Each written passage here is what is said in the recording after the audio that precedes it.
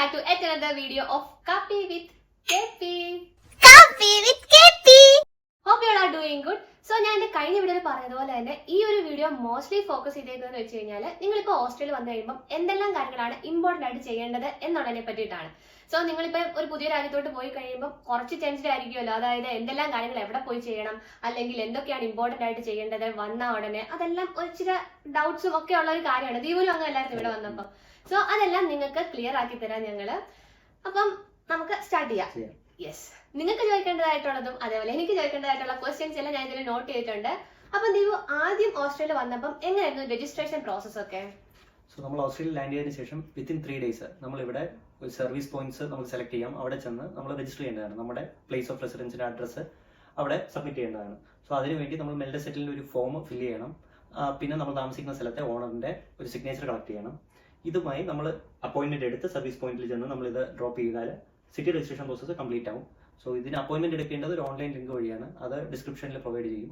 അപ്പം ഇവിടെ ദീപു ആദ്യം വന്ന സമയത്ത് തന്നെ അപ്പാർട്ട്മെന്റ് ഒന്നും കിട്ടിയിട്ടില്ലായിരുന്നല്ലോ, ഒരു ടെമ്പററി അക്കോമഡേഷൻ ആയിരുന്നു ഹോട്ടല്. അപ്പം ആ രജിസ്ട്രേഷൻ ആണ് കൊടുത്തത്, അതെങ്ങനെയായിരുന്നു? സോ ഞാൻ ഇവിടെ വന്നു 2 monthsലേക്ക് എനിക്ക് കമ്പനി ഒരു ടെമ്പററി അക്കോമഡേഷൻ ഒരു ഹോട്ടലിൽ കിട്ടിയിരുന്നു. സോ ഈ ഹോട്ടൽ സ്റ്റാഫ് തന്നെ ആ മെൽഡ സെറ്റിലിന്റെ ഫോം എനിക്ക് സിഗ്നേച്ചറോട് കൂടി തന്നെ തന്നു. സോ ആ 2 months ഞാൻ അതാണ് യൂസ് ചെയ്തത്. 2 monthsന് ശേഷം ഞാൻ ഒരു അപ്പാർട്ട്മെന്റ് എടുത്ത് ഷിഫ്റ്റ് ചെയ്യുമായിരുന്നു.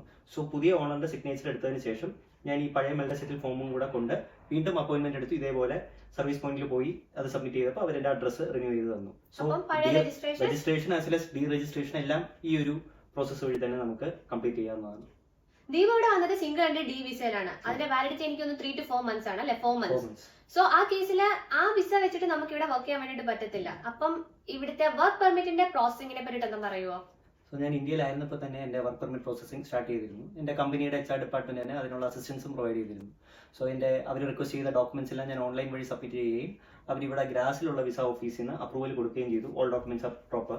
അതിനുശേഷമാണ് എനിക്ക് D visa, single entry D visa കിട്ടുന്നത്. അതിന് നമ്മൾ VFS പോയി നമ്മുടെ നോർമൽ ഷെങ്കൻ വിസ എടുക്കുന്ന പ്രൊസീജിയർ തന്നെയായിരുന്നു. വൺസ് ആ ഡി വിസ കിട്ടി ഞാൻ ഇവിടെ എൻട്രി എടുത്തതിന് ശേഷം, നേരത്തെ പറഞ്ഞ പോലെ ഞാൻ സിറ്റി രജിസ്ട്രേഷൻ പ്രോസസ്സിന് ശേഷം ഞാൻ അവിടെ വിസ ഓഫീസിൽ പോയി ഞാൻ അന്വേഷിച്ചായിരുന്നു എപ്പോഴത്തേക്ക് എനിക്ക് കാർഡ് കളക്ട് ചെയ്യാൻ പറ്റും.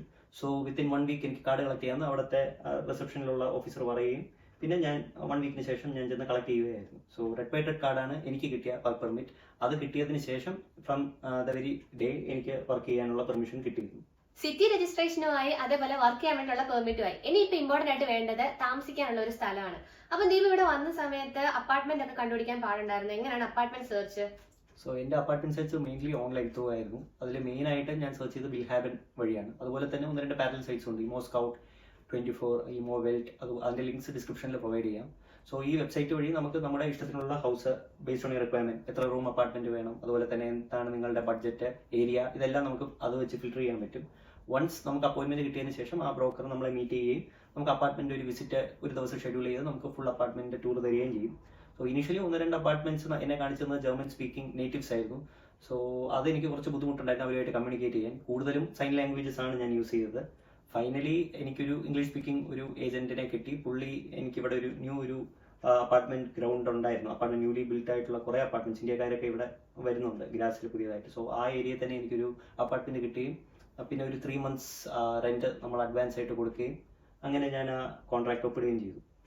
ഇവിടെ വിൽഹാബൻ നമ്മുടെ നാട്ടിലെ OLX ആണ് കേട്ടോ. വീടുകൾ മാത്രമല്ല എല്ലാ ഐറ്റവും കിട്ടും.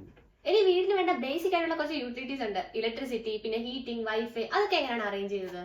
സോ ഞാൻ അപ്പാർട്ട്മെന്റ് എടുത്ത് ഇങ്ങോട്ട് ഷിഫ്റ്റ് ചെയ്തപ്പോൾ തന്നെ ആദ്യം ഞാൻ ഇലക്ട്രിസിറ്റി പ്രൊവൈഡേഴ്സിനെ കോൺടാക്ട് ചെയ്യുകയാണ് ചെയ്തത്. ഇവിടെ ഗ്രാറ്റ്സിലെ മെയിൻ ആയിട്ട് എനർജി ഗ്രാറ്റ്സ്, അതുപോലെ തന്നെ ഫെർബൂണ്ട്, ഇവരൊക്കെയാണ് മേജർ ഇലക്ട്രിസിറ്റി പ്രൊവൈഡേഴ്സ്. സോ ഞാൻ ചൂസ് ചെയ്തത് ഫെർബൂണ്ടാണ്. കാരണം അവരുടെ മന്ത്ലി റേറ്റ് കുറച്ചും കൂടെ അട്രാക്റ്റീവ് ആയിരുന്നു. 25 euros per month ആയിരുന്നു ആ ടൈമിൽ. അതുപോലെ തന്നെ വൈഫൈ പ്രൊവൈഡേഴ്സ് ഇവിടെ A1, മജന്ത ഇതുപോലുള്ള കമ്പനീസ് ഉണ്ട്. ഞാൻ ചൂസ് ചെയ്തത് മജന്തയാണ് due to 4 months of free offer that was on going at that time. അതുപോലെ തന്നെ ഇപ്പോൾ മന്ത്ലി 35 euros per month ആണ് ഞാൻ പേ ചെയ്യുന്നത്. പിന്നെ ഹീറ്റിംഗ് ചാർജസ് എല്ലാം നമ്മുടെ മെയിൻ റെന്റൽ എഗ്രിമെന്റിന്റെ കൂടെ തന്നെ അവരൊരു സബ് കോൺട്രാക്ട് കൊടുത്തിട്ടുണ്ട് ഒരു ഗ്രൂപ്പിന്. സോ അത് മെയിൻലി ഒരു 80 euros വരും per month for 1 bedroom apartment. So ഇതാണ് main utility charges in Graz. ഈ വൈഫൈ ഒന്നും അത്ര ഇമ്പോർട്ടന്റ് ഉള്ള കാര്യമല്ല, പക്ഷെ ഇലക്ട്രിസിറ്റി ഭയങ്കര ഇമ്പോർട്ടന്റ് ആണ്. കാരണം ഇവിടെ ഒരു ചേച്ചി വന്നിട്ട് ആ ദിവസം തന്നെ ഇലക്ട്രിസിറ്റിയുടേത് എന്തോ രജിസ്റ്റർ ചെയ്യാനിട്ട് ചേച്ചി ഇരുട്ടത്ത് കിടക്കേണ്ടി വന്നു. ആ അവസ്ഥ ഉണ്ടാവരുത്. അന്ന് തന്നെ നിങ്ങൾ എപ്പോഴാണോ അപ്പാർട്ട്മെന്റ് എടുക്കുന്നത് ആ സമയം തന്നെ നിങ്ങൾ ഇലക്ട്രിസിറ്റി ഫസ്റ്റ് തന്നെ ശരിയാക്കുക, അല്ലേ? നെക്സ്റ്റ് ഇമ്പോർട്ടന്റ് ആയിട്ടുള്ള കാര്യമാണ് ഹെൽത്ത് കെയർ സിസ്റ്റം. സോ ഓസ്ട്രിയയിൽ പബ്ലിക് ഹെൽത്ത് കെയർ സിസ്റ്റം ഒക്കെ ആക്സസ് ചെയ്യണമെങ്കിൽ ഇവിടുത്തെ ഹെൽത്ത് കാർഡ് ഉണ്ട്. അപ്പൊ അതിന്റെ രജിസ്ട്രേഷൻ ഒക്കെ എങ്ങനെയായിരുന്നു? യൂഷ്വലി നമ്മൾ അതിന് സെപ്പറേറ്റ് രജിസ്ട്രേഷൻ ചെയ്യേണ്ട ആവശ്യമില്ല. വൺസ് നമ്മൾ ഇവിടുത്തെ സിറ്റി രജിസ്ട്രേഷൻ, നമ്മുടെ വർക്ക് പെർമിറ്റ് എല്ലാം കിട്ടിയതിന് ശേഷം നമ്മുടെ അഡ്രസ്സിലോട്ട് തന്നെ അവർ ഡിസ്പാച്ച് ചെയ്യും നമ്മുടെ ഹെൽത്ത് കാർഡ്. ബട്ട് എൻ്റെ കേസിൽ 3 years ബിഫോർ അവരുടെ സിസ്റ്റം ഒരു മെയിൻ്റനൻസ് നടക്കുന്നതുകൊണ്ട് തന്നെ എൻ്റെ ഫോട്ടോ അവരുടെ സിസ്റ്റത്തിൽ അപ്ഡേറ്റ് ആവില്ലായിരുന്നു. സോ എനിക്ക് ഫിസിക്കലി സബ്മിറ്റ് ചെയ്യണമായിരുന്നു എൻ്റെ ഫോട്ടോ. അതിന് പോലീസ് സ്റ്റേഷനിൽ തന്നെ അവരുടെ ഒരു കൗണ്ടർ ഉണ്ട്, ഞാൻ നേരിട്ട് ചെന്ന് അത് സബ്മിറ്റ് ചെയ്യുമായിരുന്നു. സോ ആഫ്റ്റർ ദാറ്റ് 1 weekന് ശേഷം എൻ്റെ ഹെൽത്ത് കാർഡ് എനിക്ക് കിട്ടി. അതായിരുന്നു പ്രൊസീജിയർ. ഹെൽത്ത് കാർഡ് ഉണ്ടെന്ന് പറഞ്ഞാൽ നമുക്ക് ഡയറക്റ്റ്ലി അങ്ങോട്ട് ഹോസ്പിറ്റലിലോട്ട് പോകാൻ പറ്റത്തില്ല കേട്ടോ. നമുക്ക് ഒരു ഫാമിലി ഡോക്ടറിന്റെ ആവശ്യമുണ്ട്. സോ ഫാമിലി ഡോക്ടറിനെ കിട്ടുകയെന്ന് വെച്ച് കഴിഞ്ഞാൽ ഇവിടെ കുറച്ച് പാടാണ്. കാരണം ഇംഗ്ലീഷ് സ്പീക്കിംഗ് കണ്ടുപിടിക്കണം, അല്ലെങ്കിൽ ജർമ്മൻ സ്പീക്കിംഗ് ആയിട്ടുള്ള ഡോക്ടേഴ്സ് ആയിരിക്കും കൂടുതലായിട്ടുള്ളത്. പിന്നെ നമുക്ക് ഈ ഫാമിലി ഡോക്ടർ റെഫർ ചെയ്ത് കഴിഞ്ഞാൽ നമുക്ക് ഈ പറഞ്ഞ പബ്ലിക് ഹോസ്പിറ്റലിലോട്ടൊക്കെ പോകാം. ഇവിടുത്തെ മെയിൻ ആയിട്ടുള്ള ഹോസ്പിറ്റൽ LKH, ഇവിടെ Hന് ഹ എന്നാട്ടോ, LKH, അതേപോലെ UKH അതൊക്കെയാണ് ഉള്ളത്. സോ എങ്ങനെയായിരുന്നു ഫാമിലി ഡോക്ടറിനെ കണ്ടുപിടിക്കാനുള്ള ബുദ്ധിമുട്ട്? സോ ഞാൻ ഡോക്ടറിനെ കണ്ടുപിടിച്ചത് ഓൺലൈൻ വഴി. ഡോക് ഫൈൻഡർ അങ്ങനെ നമുക്ക് ഒരു വെബ്സൈറ്റ് ഉണ്ട്, അത് വെച്ച് നമുക്ക് ഫിൽറ്റർ ചെയ്യാൻ പറ്റും ഇംഗ്ലീഷ് സ്പീക്കിംഗ് ഡോക്ടേഴ്സ്. അതുപോലെ തന്നെ നമ്മുടെ ഇൻഷുറൻസ് ഏജൻസി, എനിക്ക് OGK എന്ന് പറഞ്ഞ ഒരു ഇൻഷുറൻസ് പ്രൊവൈഡറാണ് ഉള്ളത്. സോ ഈ ഇൻഷുറൻസ് പ്രൊവൈഡറുമായിട്ട് ടൈപ്പുള്ള ഡോക്ടേഴ്സിനെ, നമുക്ക് ഇംഗ്ലീഷ് സ്പീക്കിംഗ് ഡോക്ടേഴ്സിനെ സെർച്ച് ചെയ്ത് ഫിൽറ്റർ ചെയ്ത് ഞാൻ അങ്ങനെ പോയി ഒരു ഫാമിലി ഡോക്ടറിനെ ഫിക്സ് ചെയ്യുമായിരുന്നു. So that was A procedure. അപ്പം പാടില്ലായിരുന്നല്ലേ കണ്ടുപിടിക്കാൻ വേണ്ടിയിട്ട്? ഇല്ല. അപ്പം വളരെ ഇമ്പോർട്ടന്റ് ആണ് കേട്ടോ ഒരു ഫാമിലി ഡോക്ടറിനെ കണ്ടുപിടിക്കുക എന്നുള്ളത്. കാരണം നമ്മളിപ്പം സിക്ക് ലീവ് എടുക്കുകയാണെങ്കിൽ പോലും ഫാമിലി ഡോക്ടറിന്റെ അടുത്ത് ചെല്ലുക, ഡോക്ടറാണ് നമുക്ക് സർട്ടിഫിക്കറ്റ് തരുന്നത്, അതാണ് നമ്മുടെ ഓഫീസിൽ സബ്മിറ്റ് ചെയ്യേണ്ടത്. സോ അത് മിസ്സാക്കരുത്, ആദ്യമേ തന്നെ ചെയ്തോണം ഇവിടെ വന്നിട്ട്. നാട്ടിൽ നമുക്ക് ടാക്സ് ഫയൽ ചെയ്യണമെങ്കിൽ പാൻ കാർഡ് വേണം. ഇവിടെ എങ്ങനെയാണ് ടാക്സ് ഫയലിംഗ് പ്രൊസീജിയേഴ്സ് ഒക്കെ? സോ ഇവിടെ ഫിനാൻസ് ഓൺലൈൻ എന്നൊരു വെബ്സൈറ്റ് ഉണ്ട്, അതിൽ ഞാൻ രജിസ്റ്റർ ചെയ്തതിന് ശേഷം എനിക്കൊരു unique tax identification number by post അയച്ചു തന്നായിരുന്നു അവർ. സോ യൂസിങ് ദാറ്റ് ഞാൻ അവരുടെ പോർട്ടലിൽ ലോഗിൻ ചെയ്തു.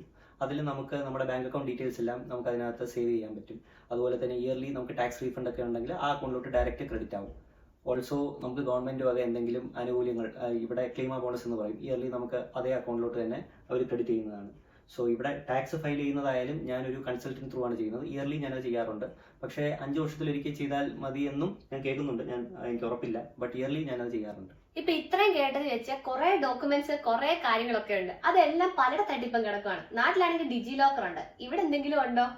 ഇവിടെ ഇപ്പം അവർക്ക് ID ഓസ്ട്രിയ എന്നൊരു ഫെസിലിറ്റി ഉണ്ട്. സോ ഈ ഒരു പ്രോസസ്സ് സ്ട്രീംലൈൻ ചെയ്യാൻ വേണ്ടി, ഒരു ഡിജിറ്റലൈസ് ചെയ്യാൻ വേണ്ടി എടുത്തൊരു ഇനിഷ്യേറ്റീവാണ് ID ഓസ്ട്രിയ. സോ അതുവഴി തന്നെ ഞാൻ ആദ്യം പറഞ്ഞ സിറ്റി രജിസ്ട്രേഷൻ, രജിസ്ട്രേഷൻ ഇതെല്ലാം ID ഓസ്ട്രിയ ത്രൂ ചെയ്യാൻ പറ്റും. അതിന് മെയിനായിട്ട് വേണ്ടത് നമ്മുടെ മൊബൈൽ നമ്പർ ലിങ്ക്ഡ് ആയിട്ടുള്ള ഒരു ആപ്പ് ഉണ്ട്, ഡിജിറ്റാലിസ് AMT എന്ന് പറഞ്ഞൊരു ആപ്പ്. സോ അത് ആക്ടിവേറ്റ് ചെയ്യാൻ ഇവിടുത്തെ നോൺ സിറ്റിസൺസ് അടുത്തുള്ള ഒരു പോലീസ് സ്റ്റേഷനിൽ അപ്പോയിന്റ്മെന്റ് എടുക്കുക, അവിടെ വിസിറ്റ് ചെയ്ത് കഴിഞ്ഞാൽ അവരത് രജിസ്റ്റർ ചെയ്ത് തരുന്നതായിരിക്കും. കൂടാതെ നമ്മുടെ ഡ്രൈവിംഗ് ലൈസൻസ് എടുത്തതിന് ശേഷം അതും ഡിജിറ്റലി നമുക്ക് ആ ID ഓസ്ട്രിയയിൽ സ്റ്റോർ ചെയ്യാവുന്നതാണ്. So next question, travel pass. So ഇവിടെ ട്രാവൽ ചെയ്യണമെങ്കിൽ ഏത് ടൈപ്പ് പാസ് ആണ് എടുക്കേണ്ടത്? സോ നമ്മൾ എടുത്തിരിക്കുന്നത് ഇയർലി ടിക്കറ്റ് ആണ്, ക്ലിമ ടിക്കറ്റ് എന്ന് പറയും. സോ അത് യൂസ് ചെയ്ത് നമുക്ക് എല്ലാ ട്രെയിനിലും, ട്രാമിലും, ബസ്സസിലും എൻറ്റയർ ഓസ്ട്രിയ ട്രാവൽ ചെയ്യാൻ പറ്റും. പക്ഷെ അതുപോലെ തന്നെ നമുക്ക് ഡെയിലി പാസ് ഉണ്ട്, അവർലി പാസ് ഉണ്ട്, മന്ത്ലി പാസ് ഉണ്ട്. സോ ഇതെല്ലാം നമുക്ക് സോൺ വൈസ് നമുക്ക് പർച്ചേസ് ചെയ്യാവുന്നതാണ്. ബട്ട് എനിക്ക് ഇതാണ് എളുപ്പമായിട്ട് തോന്നിയത്. സോ ഫ്ലെക്സിബിൾ ആണ്, നമ്മുടെ ട്രാവൽ പ്ലാൻസ് ഒന്നും നേരത്തെ പ്ലാൻ ചെയ്യേണ്ട കാര്യമില്ല. നമുക്ക് ഏത് ട്രെയിൻ വേണമെങ്കിലും നമുക്ക് ഹോപ്പ് ഓൺ ഹോപ്പ് ഓഫ് ചെയ്യാം. So I prefer Klima ticket.